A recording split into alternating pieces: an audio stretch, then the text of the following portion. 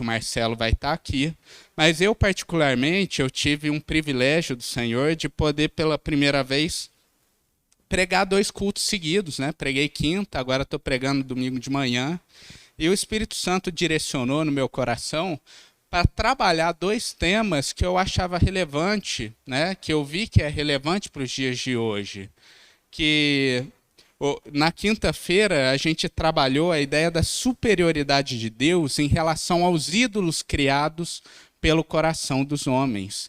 E através daquele relato lindo que a gente tem no Antigo Testamento, da batalha de Elias com os profetas de Baal, a gente viu a inutilidade dos ídolos e o quão superior e grandioso é o nosso Deus, o quanto ele é poderoso, e os ídolos que nem mesmo existem são fracos e não atendem às demandas dos seus súditos.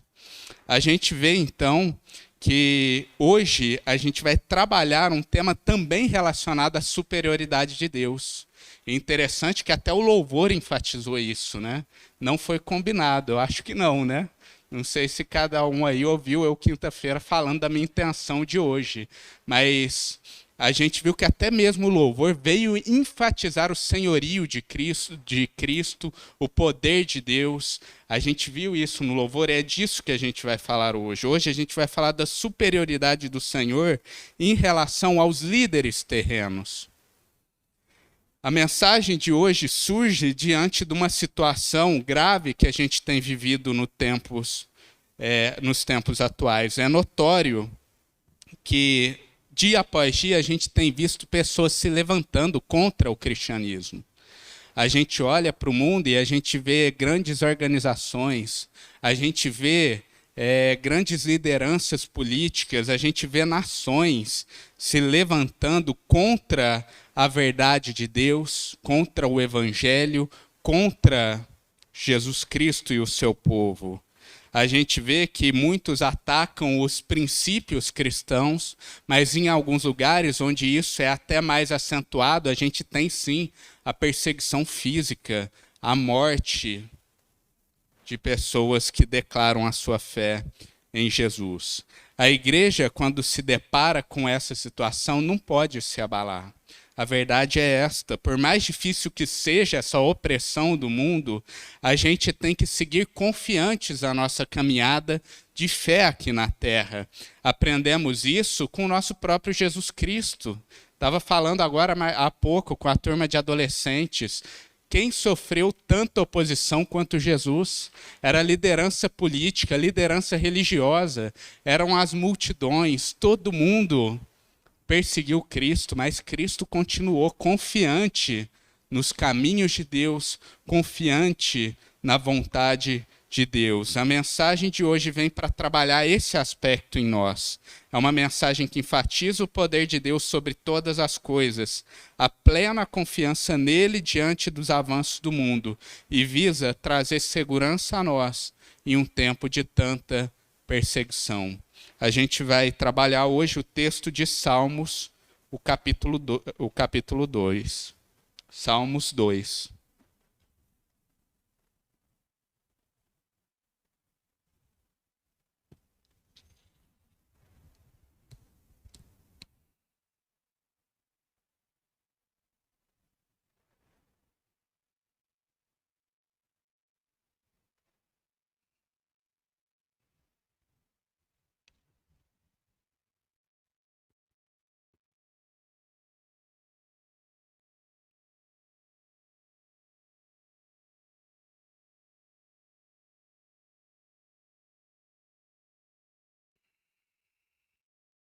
O texto de Salmo 2 vai dizer o seguinte: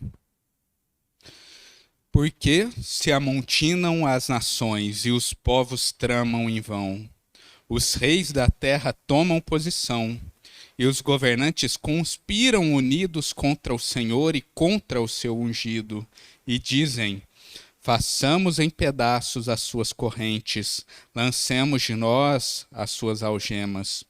Do seu trono nos céus o Senhor põe-se a rir, e caçoa deles. Em sua ira os repreende e em seu furor os aterroriza, dizendo: eu mesmo estabeleci o meu rei em Sião, no meu santo monte. Proclamarei o decreto do Senhor. Ele me disse: tu és meu filho, eu hoje te gerei. Pede-me e te darei nações como herança, e os confins da terra como tua propriedade. Tu as quebrarás com vara de ferro, e as despedaçarás como a um vaso de barro.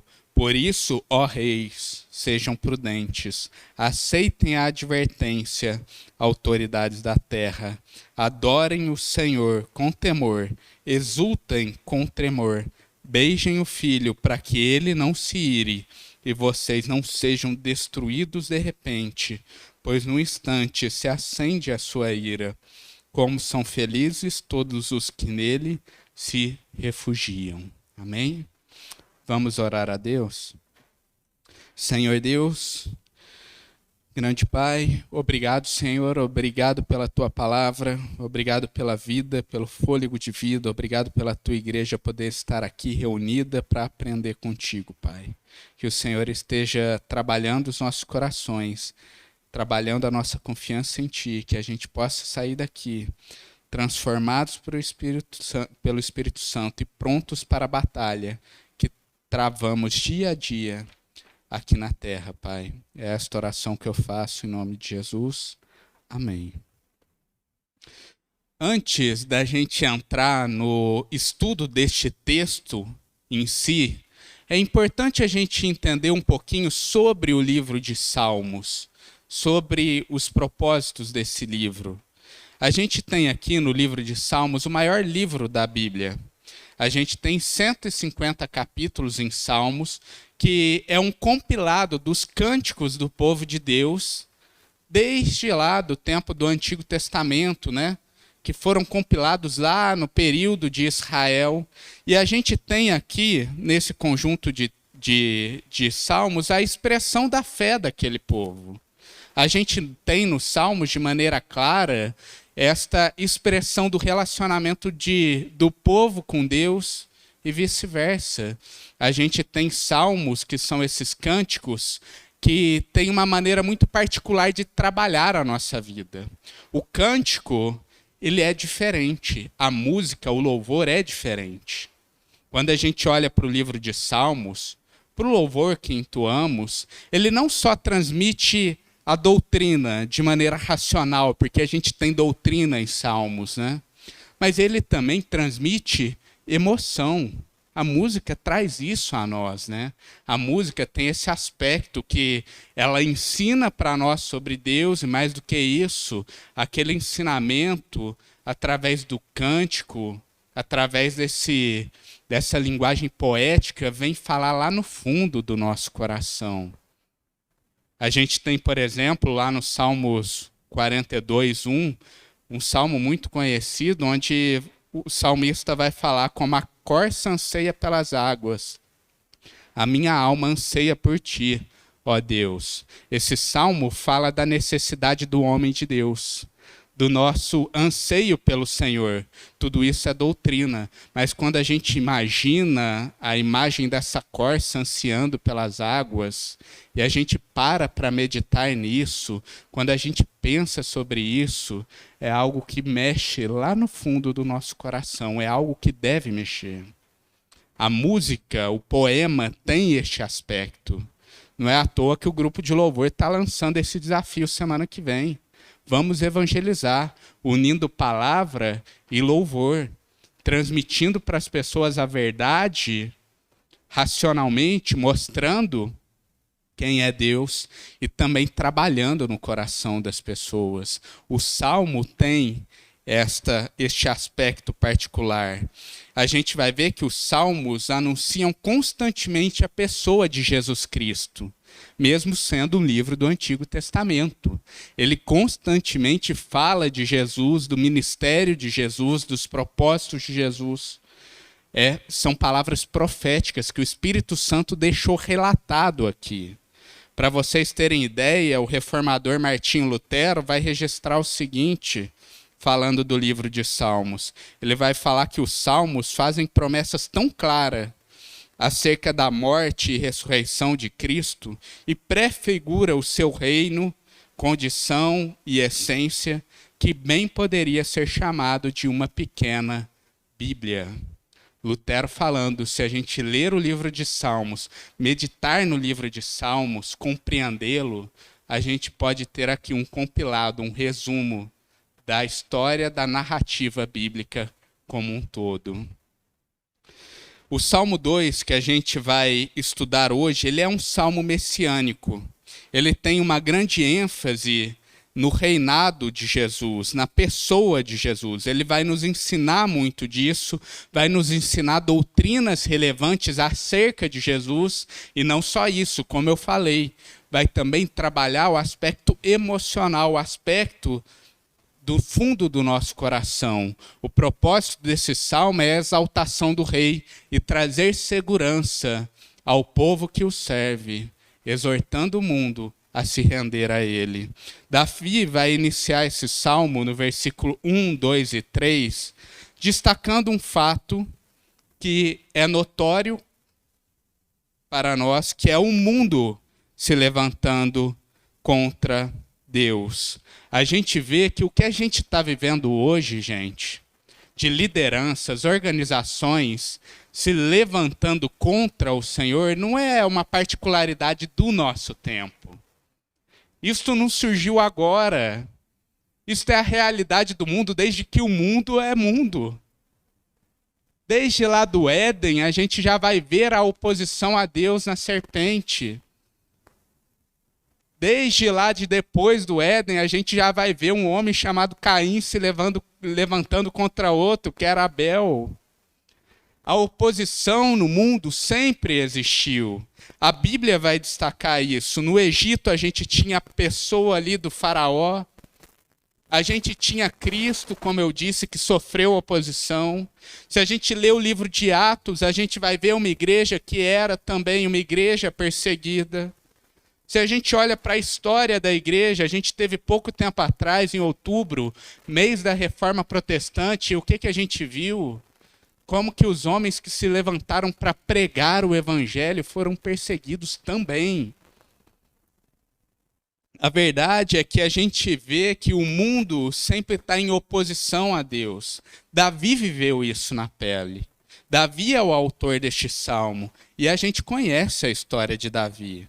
Davi, antes de reinar, enfrentou oposição de Saul. Saul perseguiu antes mesmo dele ocupar o trono. Quando ele ocupou o trono, quantas batalhas Davi travou, quantos inimigos o Senhor se levantou contra ele, contra o povo de Deus. Davi teve uma experiência muito particular dele, muito triste, que é a realidade do seu próprio filho, Absalão, se levantando contra Davi. A gente percebe aqui que Davi era alguém que conhecia a forte oposição que se tem a Deus e o seu povo aqui na terra. Mais do que isso, o salmista sabia qual que era a principal motivação. Por que o mundo se levanta contra Deus?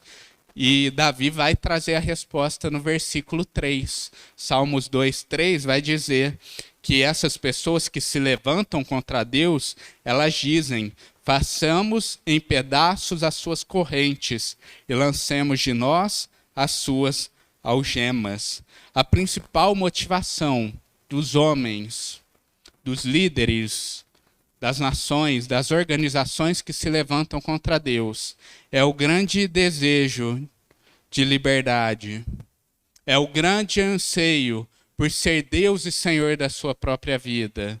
É o ato de rebeldia contra o senhorio de Deus. A gente vai ver que o mundo busca de maneira com muito afinco a tão sonhada liberdade de Deus. A vontade, a liberdade para viver segundo os preceitos do seu coração. O homem que vive sobre o domínio do pecado, ele anseia pelo mal, e por isso rejeitam aquele que é a fonte de todo bem, que é Deus. Esse é o principal motivo do porquê Deus e o seu povo sofrem aqui na terra, porque temos um mundo que é rebelde em relação a Deus. Esse é o quadro do mundo até hoje. No século XXI, a gente vai ver por todo o globo um grande clamor pela liberdade, pela oposição às verdades de Deus. Os princípios bíblicos são taxados pelo mundo como antiquados, como coisas do tempo antigo. A igreja é apresentada como inimiga do progresso. Os crentes sofrem perseguição social e física pelo posicionamento de fé. O mundo persegue a igreja e se levanta contra Deus, desejando ter esta amada liberdade. Uma frase que resume muito bem e que muitas vezes as pessoas do mundo vão dizer, é a frase onde eles dizem, meu corpo, minhas regras. É a frase do clamor de liberdade que este mundo tem, este desejo de liberdade, esse desejo de sair do senhorio de Deus. Porém, é importante a gente destacar aqui como o salmista lida com esta situação. O salmista sabe o motivo, ele sabe da oposição, mas é interessante a gente ver que Davi, ele não apresenta desespero diante disso. Ele não fica desesperado nesse salmo. Ele se mostra aqui alguém confiante. A gente vai ver aqui que logo no primeiro versículo, no Salmos 2:1, ele vai destacar que o fato do mundo inteiro se juntar contra Deus é um fato vão. Olha o que ele diz, porque se amontinam as nações e os povos tramam em vão. A ideia do vão aqui é algo que não resulta em ganho. É uma grande frustração para eles. Não tem como eles se levantarem contra Deus. O resultado final disso é um grande desperdício de tempo e de esforço.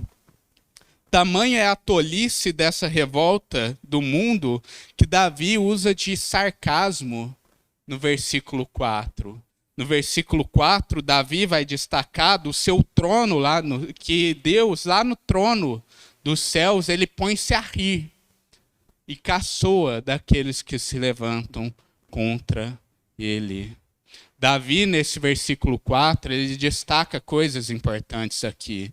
Primeiro, ele destaca a posição de Deus, do trono nos céus. Eu, quando estava pregando aqui sobre o Pai Nosso, uma vez, e a gente já começa, né? Pai Nosso que estás nos céus. A gente já começa assim a oração. E eu destaquei que o céu é muito mais do que um lugar, quando a gente olha na perspectiva bíblica, falando de onde o Senhor habita. O céu denota uma posição de autoridade. Aquele que está no trono dos céus é aquele que tem autoridade sobre todas as coisas. Como o louvor que a gente entoou aqui, o Senhor é o Senhor da terra e é o Senhor dos céus. Ele que comanda todas as coisas e tudo está debaixo do senhorio dele. A gente vê aqui que o salmista vai destacar esta posição de Deus diante da grandeza de Deus. Quando Deus olha para pequenos homens como nós, tentando se juntar contra ele, a primeira atitude de Deus é realmente de rir, de caçoar, de zombar. O que pessoas tão pequenas, pessoas tão incapazes estão tentando fazer diante da minha grandeza? A gente vê aqui que o salmista apresenta para nós uma visão majestosa de Deus. Esta é a visão majestosa do Senhor. O Senhor não está lá no céu desesperado, porque o mundo está se levantando contra ele. Não. Nosso Deus é muito mais poderoso do que isso. A gente tem que ter essa visão como igreja de Cristo, assim como Davi. Como igreja, a gente deve saber que por mais que essas pessoas que são poderosas do nosso ponto de vista aqui na terra, por mais que essas pessoas se unam, nada elas são diante de Deus, diante do Senhor. Ele é soberano, ele é onisciente, ele é onipotente, ele pode todas as coisas. Este é o nosso Deus. E esse Deus poderoso, Ele é um Deus justo. E como um Deus justo, ele não deixa a rebeldia passar despercebida. A gente vai ver aqui que o salmista destaca qual que é a resposta de Deus a essa rebeldia do ser humano. Salmos 2, do 5 ao 9, vai dizer o seguinte: em sua ira os repreende, em seu furor os aterroriza, dizendo: eu mesmo estabeleci o meu rei em Sião, no meu santo monte. Proclamarei o decreto do Senhor. Ele me disse: tu és meu filho, eu hoje te direi. Pede-me e te darei nações como herança, e os confins da terra como tua propriedade. Tu as quebrarás com vara de ferro e as despedaçará como a um vaso de barro. Essa passagem aqui que a gente lê Davi falando, a gente consegue ver de maneira muito clara que Davi, inspirado pelo Espírito Santo, está aqui apontando para o futuro. Como eu disse lá no começo, citando Lutero, os salmos fazem referência em diversas vezes à pessoa de Cristo. E quando a gente vê Davi falando deste rei aqui, a gente vai ver que Davi está falando sobre o grande rei que Deus estabeleceria pela eternidade sobre o trono de Sião, como o grande líder do seu povo. Jesus é esse rei que vem como resposta aos rebeldes. Jesus é isso, resposta a esses rebeldes que se levantam contra Deus. É importante a gente ver aqui que Davi enfatiza que Jesus é estabelecido no trono pelo Senhor. É o próprio Deus Criador que estabelece Jesus na posição de líder do povo. Jesus, ele não é líder da igreja, líder do povo de Deus aqui na terra, porque um grupo de apóstolos compraram a palavra dele, porque pessoas abraçaram a ideia dele. Não. Jesus ocupa essa posição porque foi Deus que colocou ele lá. Tanto que a gente teve na história diversas pessoas que se levantaram, se declarando como Messias no tempo de Jesus. E todas elas acabaram com o tempo. Agora a gente vê em Jesus uma figura que permanece até hoje. E quando eu olho para isso, eu só consigo ver a obra de Deus. Porque quando eu olho para o ministério de Jesus, para a vida da igreja posterior, como eu disse, gente, tão perseguido, tão afligido, a gente lê os evangelhos, lê o livro de Atos, a gente fala, gente, tem tudo para dar errado isso aqui. Tem tudo para dar errado. Parece que tinha tudo para dar errado. Mas não é o que acontece. A gente vê que como é algo decretado pelo Senhor, algo estabelecido por Deus, mesmo que o mundo se levante, Jesus permanece. A igreja é esta figura. A igreja, quanto mais ela apanha, quanto mais bate, mais ela cresce. Igual massa de bolo. Assim é a igreja, porque é algo estabelecido por Deus. A igreja que tem como seu grande líder Jesus, como Paulo vai enfatizar em Colossenses 1,18, ele é o cabeça do corpo, que é a igreja, é o princípio e o primogênito dentre os mortos, para que em tudo tenha supremacia. A gente vai ver que o salmista também enfatiza outro aspecto importante quando falamos da doutrina de Cristo. O fato do próprio Senhor, próprio Deus, declarar que Jesus é filho. Jesus é filho do Pai. Jesus é esta figura do grau mais íntimo com o Senhor. Jesus é a segunda pessoa da Trindade, a mesma essência de Deus, filho do Pai. Vemos aqui a figura de um rei poderoso, filho do próprio Senhor, que estabelece o seu trono. Vemos que Deus declara a este grande rei duas promessas relevantes a nós. Primeiro, Deus vai falar a este rei: Pede-me as nações, e eu as te darei como herança. Olha a palavra do Senhor. Aqui a gente vê claramente que Davi queria falar de algo futuro, que Davi estava declarando Jesus, um rei majestoso. A gente vê aqui que o Espírito Santo está declarando de um rei que teria súditos por toda a terra. E é a realidade que a gente vê hoje. Jesus tem súditos em toda a terra. Deus proveu isto ao seu grande rei. A gente tem hoje uma comunidade cristã que, como eu destaquei, por mais que sofra, cresce. Por mais que é perseguida, não se abala. Continua enviando missionários, continua enfrentando a oposição, continua confiante nos propósitos do Senhor, tudo isso sustentado pelo Espírito Santo, para que Deus possa, então, entregar súditos de todos os lugares aos pés de Cristo. A gente vê aqui que o salmista destaca esta realidade, uma realidade que a gente vê na história da igreja, uma promessa que foi cumprida, uma promessa que é cumprida diariamente, que a gente vê claramente como que o rei recebe todas as nações aos seus pés.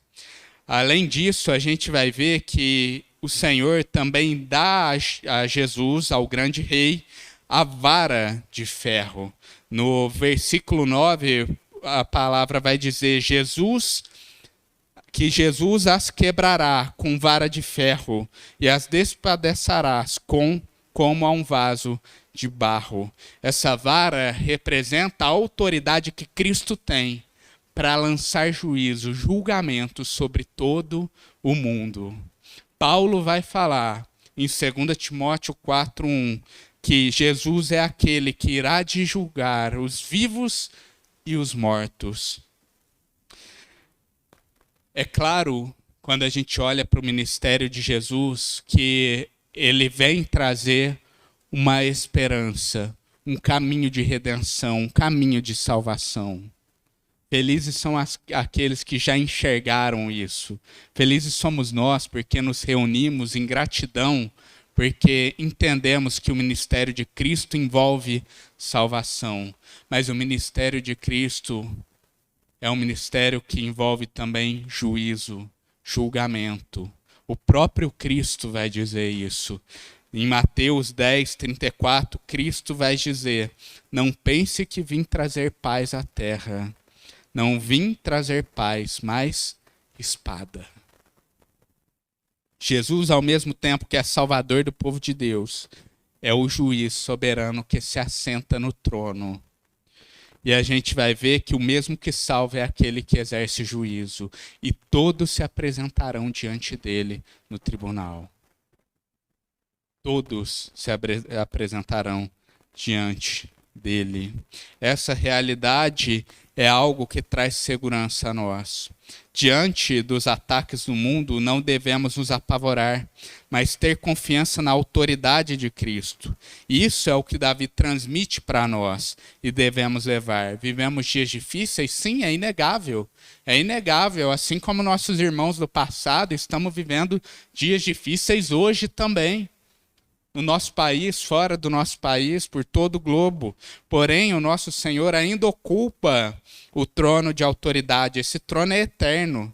Sobre todas as coisas ele reina e ele irá julgar todo ser humano. Sua igreja vai se apresentar diante dele e os inimigos também. Somente aqueles que creem em seu nome passarão pelo julgamento de Deus. João 3:36 vai dizer: quem crê no Filho tem a vida eterna. Já quem rejeita o Filho não verá a vida, mas a ira de Deus permanece sobre ele. Algo relevante. O Wesley até cutucou o filho ali. Olha esse texto aí, né? Importante. Importante. Olha isso, é a realidade. E isso é algo que para nós é relevante.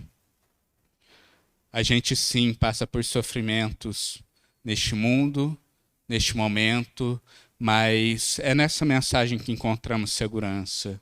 A gente sabe que no final haverá julgamento. Aqueles que perseguem sofrerão. Se aqui no mundo a justiça pode ser corrupta e deixar pessoas fora do juízo merecido, com Deus não há corrupção. Com Deus não tem jeitinho brasileiro. Todos serão julgados. Eles receberão o que merecem. E o seu povo, que tanto sofreu aqui na terra, terão suas lágrimas cessadas pelo Senhor. Isto é uma mensagem grandiosa do Evangelho. A gente vê que diante desta verdade, esta verdade do juízo de Deus, Davi termina um salmo com um chamado para que o mundo se renda a ele, para que o mundo se prostre diante dele. Olha o que o salmista vai dizer do Salmo 2, do 10 ao 12.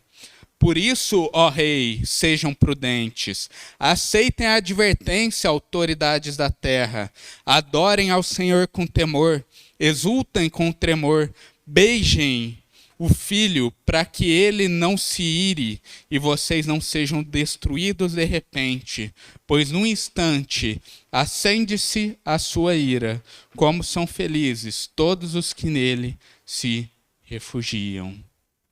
Olha o chamado que Davi faz no final.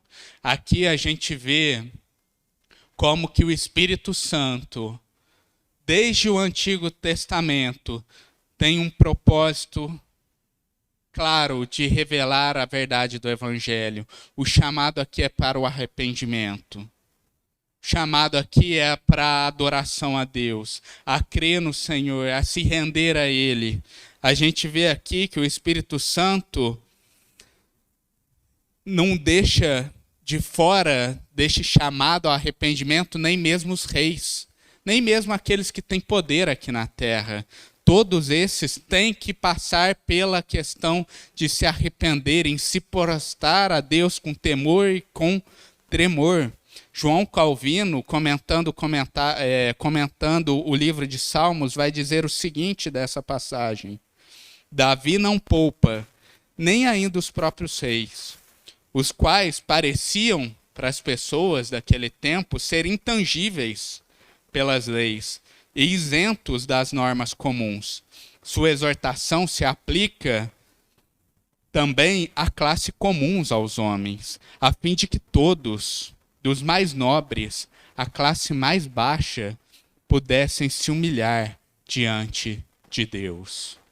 Se até mesmo os reis daquela época, que eram intocáveis à lei, que eram protegidos, que até hoje, muitos líderes são protegidos, parecem ser isentos à lei, se até eles têm esse chamado, quanto mais as pessoas comuns, todos têm esse chamado. Aqui temos claramente uma exortação para que os homens ajam de maneira prudente, reflitam sobre esta rebeldia em relação a Deus, aceitando as advertências de Deus e adorando ao Senhor com temor.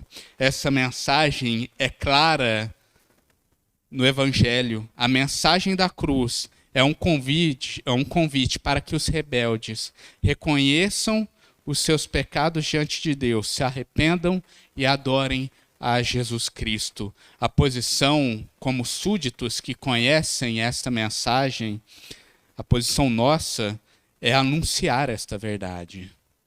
Davi nos ensina muito aqui. Davi, ele conhecia essa verdade. Ele sabia da necessidade de se prostrar diante de Deus, de se arrepender dos teus caminhos, de louvar a Deus, de se prostrar com temor diante do Senhor. Davi conhecia. E o que ele faz? Ele escreve um cântico para transmitir isso para as pessoas. E esta é a nossa função também. A gente tem este dever. Devemos, como Davi, anunciar ao mundo o caminho do arrependimento, proclamar para que os pecadores que ainda estão longe de Deus arrependam-se. E aqui fica esse chamado para nós, de pregar o Evangelho, de ser instrumento de Deus com aquelas pessoas que estão próximas a nós. Esse talvez é o melhor meio de se salvar o mundo, é por meio da pregação do evangelho. Ontem eu estava assistindo uma série médica com a Gabriela, que a gente está assistindo, né? E um dos médicos da série, ele virou e ele falou assim, não, porque a gente tem que salvar essas crianças. Porque eu, quando eu era novo, alguém me salvou. E quantas pessoas eu salvo hoje? Ele estava falando da medicina, né? Se a gente salvar uma criança que seja como médico, talvez essa criança seja um médico também, e ela vai salvar muitos outros. Agora pega essa ideia e traz para a realidade do evangelho. Imagina que um dia alguém apresentou Cristo na minha vida. E hoje eu estou sendo instrumento do Senhor para pregar Cristo a outras pessoas. Às vezes a gente luta, batalha, proclama, ajoelha diante de Deus, ora por uma vida, prega o evangelho para ela, confiante que o Espírito vai falar aquele coração, e se aquela pessoa se rende aos pés do Senhor, você está vendo ali uma alma, mas você não sabe o que Deus fará com aquela pessoa. Esta é a grande beleza da Igreja de Cristo, da obra de Deus aqui na terra. E aqui vem esse chamado para nós, como igreja, de assim como Davi, se colocar nesta luta de proclamação da verdade de Deus. Para a gente concluir aqui, gente, eu queria trazer 3 aplicações, 3 ensinos relevantes desse salmo para nós. Primeiro, a gente conclui que não devemos nos assustar com a crescente perseguição à igreja. Isso, infelizmente, não é uma novidade. Nossos antigos irmãos também viveram isso. A gente tem que aprender com eles a ser perseverante, a confiar em Deus em meio a este conflito, tendo a certeza que o mesmo Deus que sustentou toda a igreja no passado sustenta até hoje. E ele vai nos manter de pé mesmo diante de tudo isso. A luz incomoda as trevas. Temos que ser gratos porque Deus tem usado nossas vidas aqui na terra. Se o mundo não nos perseguisse, aí sim teríamos um problema. Eu ficaria com medo, assustado. Eu ficaria pensando sobre os rumos da igreja se eu visse que o mundo não estava se levantando contra ela, porque aí é problema. Se o mundo está levando, é porque a gente não está incomodando o mundo. É porque a gente não está fazendo a diferença. É porque a gente não está proclamando Deus. Então a gente vê aqui que a perseguição faz parte desta vida aqui na terra. A gente também deve saber, e como eu disse, o Salmo transmite não só doutrina racional, mas tem que mexer lá no nosso íntimo, a gente tem que saber, ter uma segurança lá no nosso coração, que nenhuma força na terra é capaz de pelejar contra o nosso Deus. O nosso Senhor Jesus Cristo é o líder dessa igreja. E como o salmista destacou aqui, o próprio Deus estabeleceu ele no trono. Ele senta à destra de Deus. Ele morreu numa cruz, mas ele não ficou morto. Ele é ressurreto e vive pela eternidade. E o que a gente tem é a Bíblia apresentando um Senhor majestoso que um dia virá e que todo joelho se dobrará diante dele. Até mesmo aqueles que foram rebeldes, até mesmo aqueles que não aceitaram seu senhorio, até mesmo esse serão forçados a se prostrar diante dele na hora que verem a majestade do nosso Senhor. A gente se mantém de pé porque esse rei nos mantém de pé. Ele nos dá a mão no dia difícil. Ele leva os nossos choros ao Pai. Ele demonstra sua compaixão por nós até hoje, nos perdoando dos nossos pecados e demonstrando o seu favor imerecido a nós. Por fim, eu destaco aqui o nosso chamado. Chamado que Davi cumpriu lá no Antigo Testamento, a gente viu aqui, proclamando, e que a gente tem como missão que é proclamar o grande Senhor Jesus Cristo. Jesus deu uma missão a nós. Façam discípulos por todas as nações. Proclamem o meu nome a todos os povos. E a gente tem que comprar esse chamado para a nossa vida. A gente tem que viver esse chamado como crentes em Cristo. Que a gente se empenhe nisso. A gente tem uma oportunidade semana que vem. Culto de domingo à noite, 7h.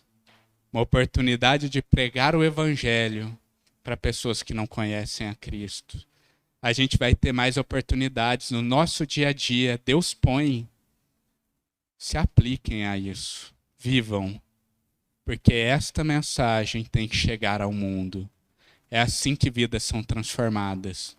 Os reis rebeldes, as classes menores rebeldes, todos, só se dobrarão diante do Senhor por meio da santa palavra de Deus, por meio do ensino bíblico de Jesus Cristo.